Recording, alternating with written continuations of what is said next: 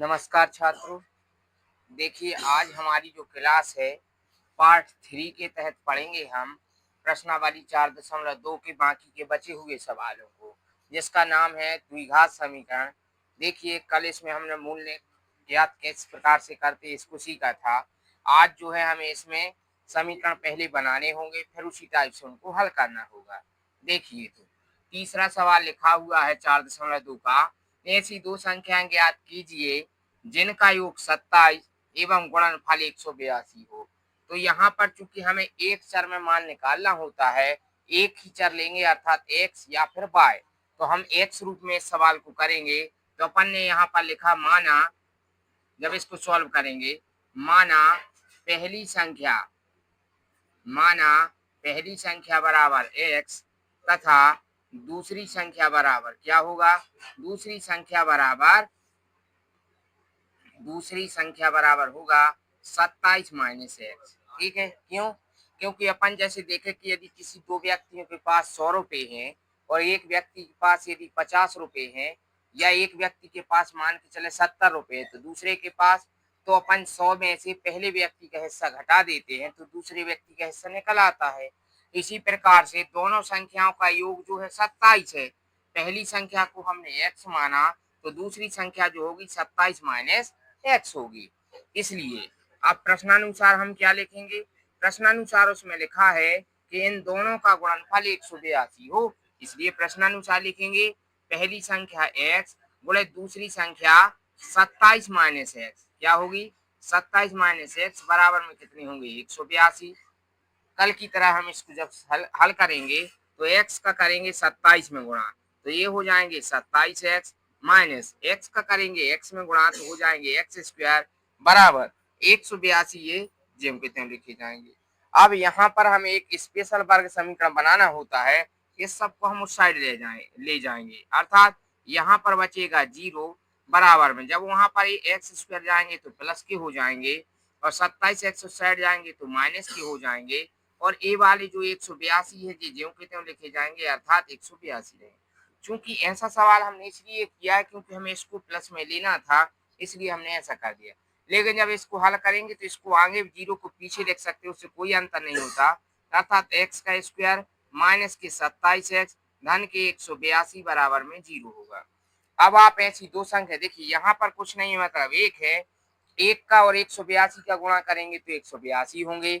अर्थात हमें इस प्रकार से संख्या देखनी है जिनको जोड़ने पर 27 या घटाने पर 27, गुणा करने पर 182 हो जाए। 182 के यहाँ पर जब हम फैक्टर तोड़ेंगे तो सबसे पहले किसका भाग जाएगा, दो का भाग किस प्रकार से जाएगा, 2 इनाम 18 होंगे और 2 एकम 2 होंगे। फिर 3 का भाग नहीं जाएगा, फिर 7 का भाग जाएगा, तो कितनी बार जाएगा, 7 एकम 7 होंगे, 7 तिरी 21 होंगे। फिर 13 का भाग जाएगा।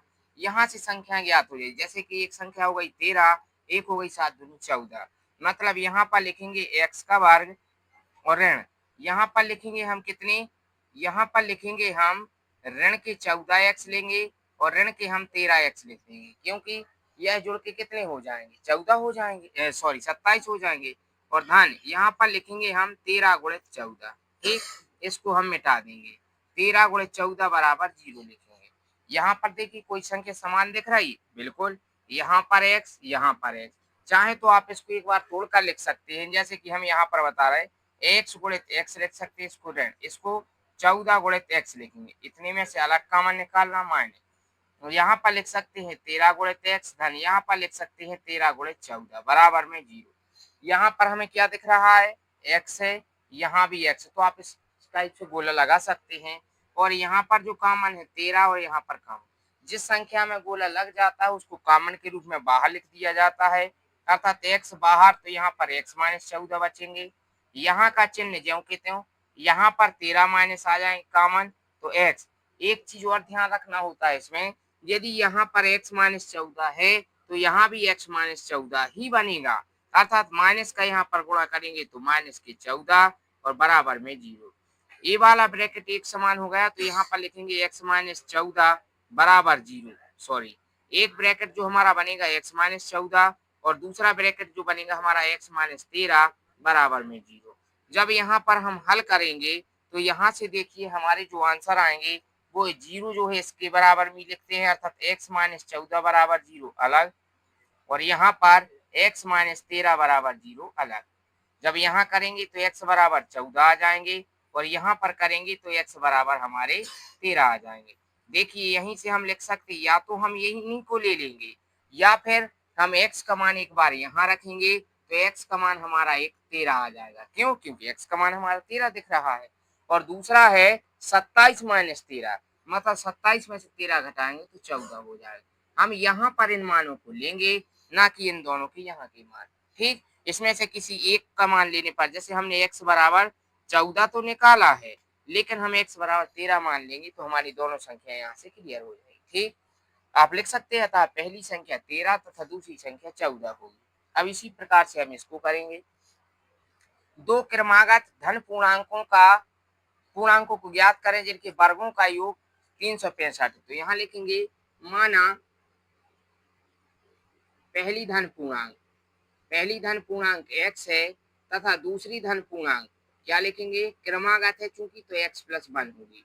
अब पहली पूर्णांक x है, दूसरी x प्लस 1 है, इसलिए प्रश्नानुसार क्या होगा, तो प्रश्नानुसार उन्होंने कहा है कि इन दोनों के वर्गों का योग, मतलब पहली पूर्णांक x का वर्ग धन दूसरी पूर्णांक मतलब x धन 1 का वर्ग बराबर कितने आ जाएंगे, यहाँ पर बराबर में आएंगे 365। यहाँ पर हम सरल समीकरण लगा देंगे, चूंकि आप 9वीं कक्षा में पढ़ चुके हैं a धन b का होल स्क्वायर क्या होता है। तो यहाँ पर एक्स स्क्वायर ज्यों के त्यों लिखेंगे, और यहाँ पर क्या होगा प्लस एक्स का स्क्वायर। यहाँ पर ए प्लस बी की सर्वसम्मति क्या लग रही है, यहाँ पर एक्स स्क्वायर प्लस 1 का square plus 2x is equal to 365 लिखेंगे। जब इसको और आगे हल करेंगे तो एक एक्स और एक एक्स जुड़ जाएगा तो एक 2x स्क्वायर हो जाएंगे, धन यहाँ के 2x लिखेंगे, एक का वर्ग 1 होगा, 365 को हम इस साइड ले आके आ जाएंगे, अर्थात 365 बराबर में 0। जब इसके बाद इसको लिखेंगे तो 2x वर्ग धन के 2x और ऋण 365 में से एक चला जाएगा, अर्थात ये बचेंगे 364 बराबर में 0। क्या 2 से डिवाइड हो रहे हैं? बिल्कुल। तो 2 से इनको सरल कर देंगे, 2 एकम 2 होगा, 2 एकम 2 होगा, और इसको जब हम काटेंगे तो x का वर्ग धन x और ऋण के 182 बार कंप्लीट होंगे और बराबर में 0। ठीक, अब चूंकि हमारा सवाल फिर इन्हीं जैसा बन गया है, इसी जैसा तो अर्थात, लेकिन यहाँ पर माइनस के 27 चाहिए थे, लेकिन यहाँ पर प्लस का 1 चाहिए, मतलब नंबर तो हम वही लेंगे 13 और 14, लेकिन हमें बीच में एक चाहिए, अर्थात बड़ी संख्या धन की लेंगे, छोटी संख्या ऋण की। इसलिए हम यहाँ पर करेंगे x का वर्ग, इस सवाल को जब हम आगे ले जाएंगे तो x का वर्ग धन के हम 14x लिखेंगे, ऋण के 13x लिखेंगे, और माइनस 13 गुणे 14 लिखकर बराबर में 0 लगा दिए। आप समझ गए होंगे 13 14 हमने क्यों लिए हैं, क्योंकि पिछले सवाल से हमें याद था इन दोनों का गुणा करने पर 182 आते हैं, लेकिन हमें यहाँ पर बीच में जोड़ने या घटाने के बाद एक चाहिए, अर्थात हमें धन के 14 ऋण के 13 ही लेने होंगे। जब यहाँ पर हम सॉल्व करेंगे तो क्या होगा, x का यहाँ से कॉमन ले लेंगे। अब चूंकि हम बार बार इस टाइप से नहीं लिखते हैं, तो यहाँ पर आप देखेंगे यहाँ पर समान दिख रहा है x, अर्थात x को बाहर लिखकर x प्लस 14 जो है ब्रैकेट के अंदर लिखते हैं, यहाँ का माइनस का चिन्ह लगाते हैं, कॉमन यहाँ से 13 दिख रहे हैं, और यहाँ पर माइनस माइनस प्लस हो जाएगा तो ये भी 14 बचेंगे बराबर में 0। एक ब्रैकेट ए और ये समान हो गया, मतलब x धन 14 को एक बार लिखेंगे, दूसरे ब्रैकेट में x माइनस 13 बराबर में 0 लिखेंगे। जब यहाँ से हम इस 0 को इसके बराबर लेंगे तो x धन 14 बराबर 0 लिखेंगे, तो यहाँ पर x का मान ऋण 14 आ जाएगा, जो हमारा आंसर नहीं माना जाएगा। और यहाँ पर जो लेंगे x ऋण 13 बराबर 0, तो यहाँ से हमारा पक्षांतर करने पर x बराबर 13 मिलेगा, अर्थात यही हमारा x का मान होगा। यहाँ हम ले सकते हैं पहली पूर्णांक हमने x मानी थी अर्थात 13, और दूसरी पूर्णांक x धन 1, मतलब उसमें एक जोड़ के अर्थात 14 बता देंगे।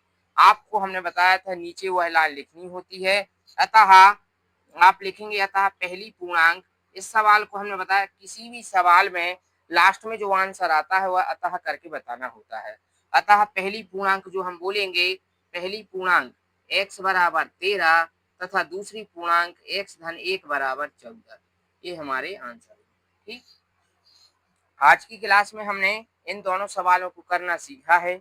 अब जो हमारी कल क्लास होगी 4.3 की, जो पार्ट 4 के तहत पढ़ेंगे। ठीक, उसमें हम जो है श्रीधराचार्य के सूत्र का प्रयोग करना सीखेंगे और वहां पर जो है विविधता निकालना सीखेंगे। ठीक, धन्यवाद।